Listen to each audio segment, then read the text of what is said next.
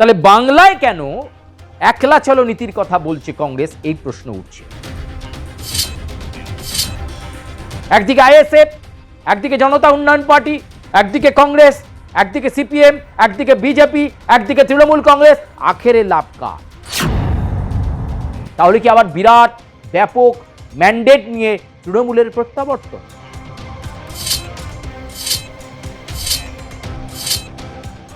নমস্কার, আমি সুচারু। দাদা দিদির রাজনীতির এই প্ল্যাটফর্মে আপনাদেরকে স্বাগত জানাই।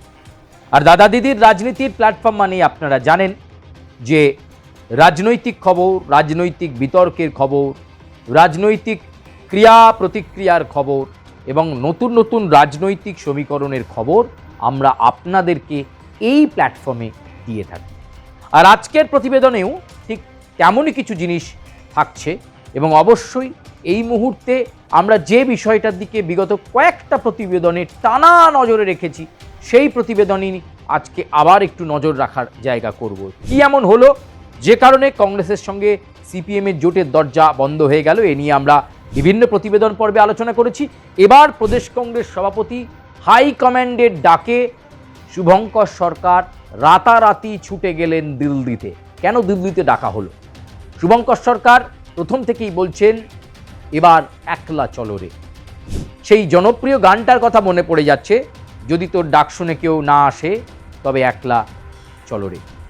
এক্ষেত্রে কংগ্রেস চাইছে এবার একলা চলতে, একলাই নিজেদের শক্তিকে পরীক্ষা করতে চাইছে কংগ্রেস। শুভঙ্কর সরকার সেদিকেই এগোতে চাইছেন, যদিও হাইকমান্ড তারা তাদের সিদ্ধান্ত জানাবে যে 2026-এর বিধানসভা নির্বাচনে কংগ্রেস বামেদেরকে সঙ্গে নিয়ে লড়বে নাকি লড়াই একক শক্তিতে হবে। বর্তমান সময়ে নানা মন্তব্য কংগ্রেসকে আরও অস্বস্তিতে ফেলেছে। কখনো মোহাম্মদ সেলিমের মন্তব্য যে শুভঙ্কর সরকার তৃণমূলের দিকে ঝুঁকে রয়েছেন। অধীর চৌধুরী যখন প্রদেশ কংগ্রেস সভাপতি ছিল তখন জোট করা অনেক সহজ ছিল এবং জোট হলে লড়াইয়ের ফলাফল ভালো আসে। কিন্তু কংগ্রেস এই মুহূর্তে চাইছে নিজেদের শক্তি পরীক্ষা করতে। কোথাও মৌসম বেনজির নূরের মতো নেত্রীর কংগ্রেসে প্রত্যাবর্তন এবং আলাদা করে কংগ্রেসকে উজ্জীবিত করছে যে মালদা জেলা থেকে অনেক ভালো আসন আসবে মৌসমকে সামনে রেখে। এবং প্রচুর কংগ্রেস কর্মীদের কাছে শুভঙ্কর সরকার সম্প্রতি আবেদন করেছিলেন যারা অভিমান নিয়ে কংগ্রেস থেকে দূরে সরে আছেন, তাদের জন্য কংগ্রেসের দরজা, কংগ্রেসের জানলা খোলা রয়েছে, আপনারা ফিরে আসুন, আপনাদেরকে নিয়েই কংগ্রেস লড়াই করবে। পুরনো কংগ্রেস কর্মীদেরকে একেবারে দরকার রয়েছে, সেই পুরনো কংগ্রেস কর্মীদেরকে লড়াই করেই কংগ্রেস তার নিজস্ব সাংগঠনিক শক্তিতে প্রমাণ করে দেবে পশ্চিমবঙ্গের মাটিতে কংগ্রেস কতটা প্রাসঙ্গিক। কংগ্রেস মনে করছে এবারেই 2026-এর নির্বাচন, প্রদেশ কংগ্রেস মনে করছে তারা নিজেদের শক্তিতে, তাতে যদি 2টো বিধায়ক আসে 2টো, 5টা বিধায়ক আসলে 5টা, কিন্তু তারা এবার নিজেদের শক্তিতে লড়াই করে বুঝিয়ে দিতে চায়। কোনো আসন সমঝোতায় নয়, কোনো মন্তব্য পাল্টা মন্তব্যের ধার তারা ধারছে না। কিন্তু রাজনৈতিক বিশ্লেষকদের একটা অংশ বলছে বাম আর কংগ্রেস জোট না হওয়া মানেই, আলাদা আলাদা লড়াই করা মানেই তৃণমূল বিরোধী ভোট এক জায়গায় পড়বে না, ভাগাভাগি হবে, আখেরে লাভ হবে শাসক দল তৃণমূল কংগ্রেসের। তাহলে কি সেই লাভ কে করে দিচ্ছে, কংগ্রেস না সিপিএম? এই আলোচনার মাঝেই শুভঙ্কর সরকার দিল্লিতে ছুটে গেলেন। হাইকমান্ড তাকে ডেকে পাঠিয়েছে এমন একটা প্রেক্ষাপটে যখন দিল্লিতে তৃণমূল সুপ্রিমো মমতা বন্দ্যোপাধ্যায়। সেই রকম একটা প্রেক্ষাপটে শুভঙ্কর সরকারকে দিল্লিতে ডেকে পাঠানো হলো, গুরুত্বপূর্ণ মিটিং আছে বলে। ফলে এক্ষেত্রে জোটের রাস্তা যখন বন্ধ, তাহলে কি শেষমেশ হাইকমান্ডের হস্তক্ষেপে সেই দরজা খানিকটা হলেও ফাঁক করা যাবে, নাকি একেবারে বন্ধ হয়ে গেল এবারের জোটের আবহ? নাকি শুভঙ্কর সরকারের অন্য কোনো বক্তব্য রয়েছে?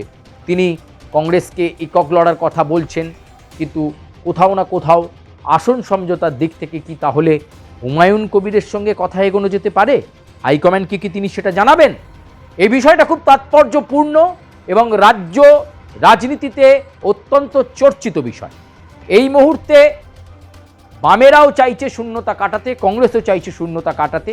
অতীতের নির্বাচনগুলোতে দেখা গেছে বাম কংগ্রেসের এই গণতান্ত্রিক ধর্মনিরপেক্ষ জোট বা সংযুক্ত মোর্চা মারাত্মক ফলাফল না করতে পারলেও ভোট শতাংশ অনেক জায়গায় কিন্তু ভালো এসেছিল।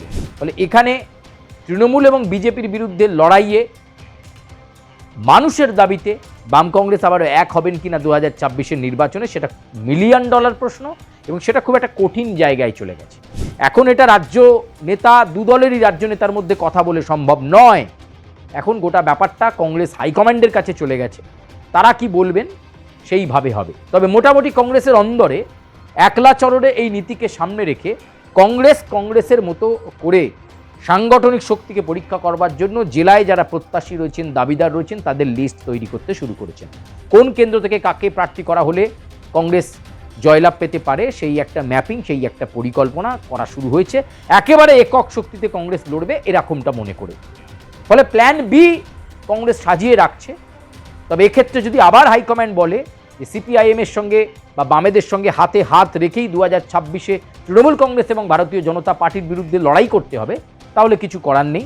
আর নাকি প্রদেশ কংগ্রেস সভাপতি শুভঙ্কর সরকারের কথা বা তার দাবির ওপর এবার শিলমোহর দেবে কংগ্রেস হাইকমান্ড, তার দিকে তাকিয়ে থাকতে হবে। তবে আবারও বলবো, দু দলের কাছেই সংকট রাজনৈতিকভাবে নিজেদের প্রাসঙ্গিকতা প্রমাণ করা। কারণ 2024-এর নির্বাচনেও যদি বাম কংগ্রেস শূন্য থাকে তাহলে সেটা কিন্তু বিপজ্জনক, এবং লড়াইটা ওই তৃণমূল বনাম বিজেপি থেকে যাবে। ফলে এক্ষেত্রে কি পরিস্থিতি তৈরি হয় তার দিকে নজর রাখতে হবে।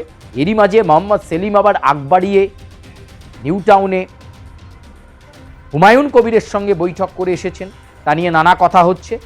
হুমায়ুন কবিরকে সিপিএম আসন ছাড়বে কিনা, ছাড়লে কোন আসন ছাড়বে, বা কাজটা মোহাম্মদ সেলিম ঠিক করেছেন কিনা, এরকম নানা রকমের দৃষ্টিকোণ, নানা রকমের সমীকরণ এই মুহূর্তে রাজ্য রাজনীতিতে একটা গুরুত্বপূর্ণ স্ট্যাবলিশমেন্ট হয়ে দাঁড়িয়েছে।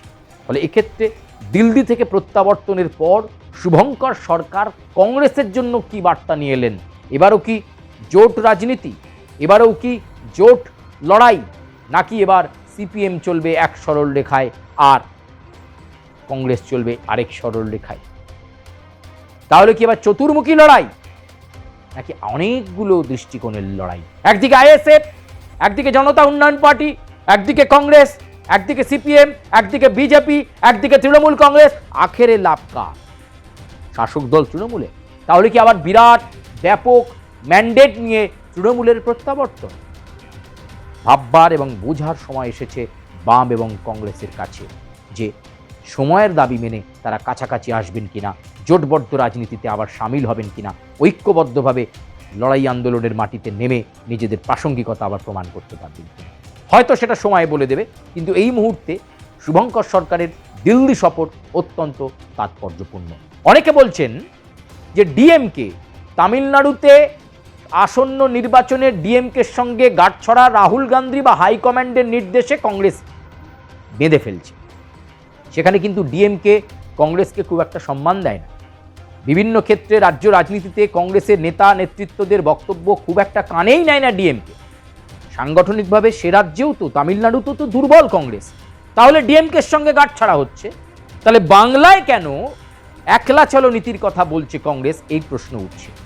তামিলনাড়ুতে ডিএমকে সঙ্গে নিচ্ছে কংগ্রেস, বাংলায় কেন একা চাইছে কংগ্রেস? এই বিষয়টা পরিষ্কার হওয়া দরকার হাইকমান্ডের কাছে, এবং আপামর কংগ্রেস নেতাকর্মী, বাম কর্মীদের কাছেও বিষয়টা জলের মতো পরিষ্কার হওয়া দরকার। সেখানে অতীতে দেখা গেছে বিভিন্ন ক্ষেত্রে তামিলনাড়ুর কংগ্রেস নেতৃত্ব বারে বারে অভিযোগ করেছে যে ডিএমকের নেতারা, সে পুরসভা স্তর হোক, গ্রামীণ স্তর হোক, রাজ্য স্তর হোক, বিভিন্ন জায়গায় কংগ্রেস নেতাদেরকে অসম্মান অপমান করে, তা সত্ত্বেও কেন গাঁটছড়া? কিন্তু হাইকমান্ড বলে দিয়েছে ডিএমকে সঙ্গে নিয়েই তামিলনাড়ুতে চলতে হবে। তাহলে কেন হাইকমান্ড কংগ্রেসকে এ রাজ্যে জোটের মাহাত্ম্য বোঝাতে পারছে না, নাকি এবার অন্য কোনো সমীকরণ? প্রিয় দর্শক বন্ধু, আজকের মতো এ পর্যন্তই। দাদা দিদির রাজনীতির প্ল্যাটফর্মে আবার আপনাদের সঙ্গে দেখা হবে। তবে নিশ্চয়ই আমরা দেখব এই জোট রাজনীতির ইতি কি 2026-এই বাম কংগ্রেস সে সম্পর্ক বিচ্ছিন্ন হয়ে গেল, নাকি আবার একসাথে লড়াই করার হয়তো একটা ক্ষীণ জায়গা রয়েছে দিল্লির হস্তক্ষেপে, বলে দেবে সময়। ধন্যবাদ।